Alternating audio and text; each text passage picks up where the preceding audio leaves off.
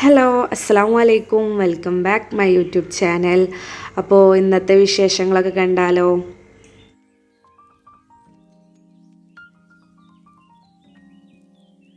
അപ്പോൾ രാവിലെ തന്നെ എണീറ്റപ്പോൾ തന്നെ ഉമ്മ ചക്ക കൂട്ടാനുണ്ടാക്കാനുള്ള പരിപാടിയിലേനി. അപ്പോൾ ചക്കൊക്കെ ഇട്ടപ്പോഴാണ് മനസ്സിലായത് ചക്ക നല്ലോണം മൂത്തിക്കണം, നല്ലോണം പഴുത്തിക്കണമെന്നൊക്കെ.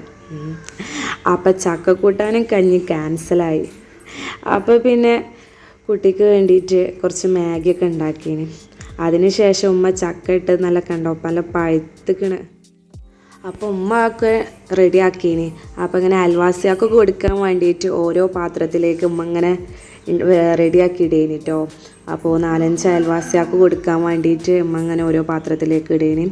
അപ്പോൾ അത്യാവശ്യം വലിപ്പമുള്ള ചക്കയാണ്. അപ്പോൾ നല്ലോണം ഉണ്ട്, പിന്നെ നല്ലോണം പഴുത്തിക്കണം, നല്ല മധുരമാണ്. നല്ല മധുരം പറഞ്ഞാൽ നല്ല ടേസ്റ്റുള്ള മധുരമാണ്. അപ്പോൾ അതൊക്കെ എല്ലാവർക്കും കൊടുക്കലൊക്കെ കഴിഞ്ഞപ്പോൾ ലാസ്റ്റ് ഇതൊക്കെയാണ് കേട്ടോ അവസ്ഥ. അപ്പോൾ പിന്നെ അമ്മക്കെല്ലാം കുറച്ചൊക്കെ എടുത്ത് വെച്ചിരിക്കണേ. കഴിഞ്ഞപ്പോൾ പിന്നെ ഉച്ചയ്ക്കുള്ള പരിപാടി നോക്കിയേനി.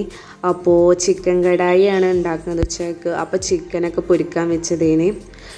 സാധാ പോലെ തന്നെ മഞ്ഞൾപ്പൊടിയും കുറച്ച് മുളക് പൊടിയും ഇഞ്ചിയും വെളുത്തുള്ളിയൊക്കെ നല്ലോണം ചതച്ചാണ്ട് അതൊക്കെ നല്ലോണം മിക്സ് ചെയ്താണ്ടൊന്ന് പൊരിക്കാൻ വെച്ചിട്ടോ. പിന്നെ അതിൻ്റെ ഇടയിൽ കൂടെ ചോറ് ഊറ്റണുണ്ട്. അപ്പോൾ ഉച്ചയ്ക്കുള്ള ചോറിനും പിന്നെ അത് പൊരിക്കലൊക്കെ കഴിഞ്ഞിട്ട് പിന്നെ കടായിക്കുള്ള മസാല ഒക്കെ കൂട്ടുന്നുണ്ട് കേട്ടോ. അപ്പോൾ കടായിക്കുള്ള ഉള്ളി വാട്ടിയാണ്ട്, ഉള്ളി നല്ലോണം വാട്ടണമൊന്നുമില്ല, ജസ്റ്റ് കുറച്ചൊന്ന് വാടിയ ശേഷം തക്കാളിയും പച്ചമുളകും ഇടുക, പിന്നെ ഇഞ്ചി വെളുത്തുള്ളിയൊക്കെ ഇടുക കേട്ടോ.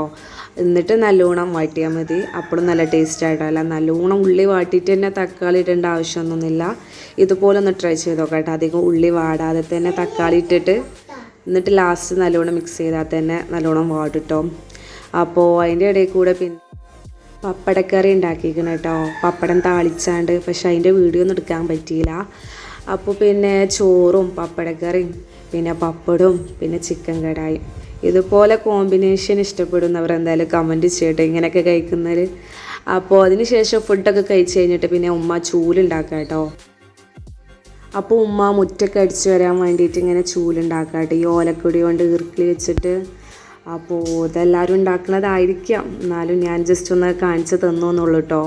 അപ്പം അമ്മ ഇങ്ങനെ ഉച്ചൻ്റെ ശേഷം ചൂലുണ്ടാക്കാന്ന് പറഞ്ഞാണ്ട് അങ്ങനെ ചൂലുണ്ടാക്കുകയാണ്. അപ്പോൾ എന്തായാലും ഉമ്മ ചൂലുണ്ടാക്കില്ല, അപ്പോൾ ഒന്ന് വീഡിയോ എടുക്കാമെന്ന് വിചാരിച്ചിട്ട് അങ്ങനെ വീഡിയോ എടുത്തതാട്ടോ.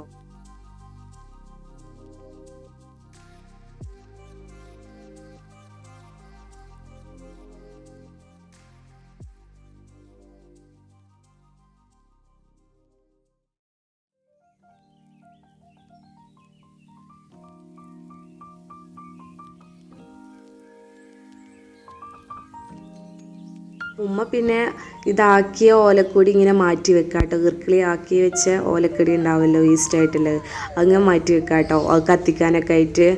പിന്നെ അതിന് ശേഷമല്ലേ ഈർക്കിളി ഒരുപോലെ വെച്ചിട്ട് കെട്ടുക കേട്ടോ. അപ്പോൾ അങ്ങോട്ടും ഇങ്ങോട്ടും ഉള്ളതൊക്കെ ഉമ്മ റെഡിക്ക് വെച്ചാണ്ട് കെട്ടാം കേട്ടോ. ഈ ഓലക്കൊടി കൊണ്ട് തന്നെ കേട്ടോ ഉമ്മ കെട്ടണത്. ഇനി വേണ്ടവർക്ക് ഇതുപോലെ തന്നെ വേറെ സീല അങ്ങനെയൊക്കെ ഉണ്ടാവുമല്ലോ, അതുകൊണ്ട് കെട്ടാം കേട്ടോ.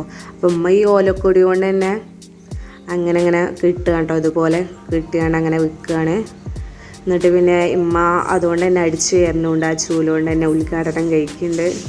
അപ്പോൾ അത് ഈ വീഡിയോയിലുണ്ട് കേട്ടോ. അതാ ജസ്റ്റ് ഒന്ന് കണ്ടു നോക്കാം കേട്ടോ. എന്തായാലും ഇഷ്ടപ്പെട്ടാൽ ഈ ചാനൽ സബ്സ്ക്രൈബ് ചെയ്യാം കേട്ടോ, മറക്കല്ലേ.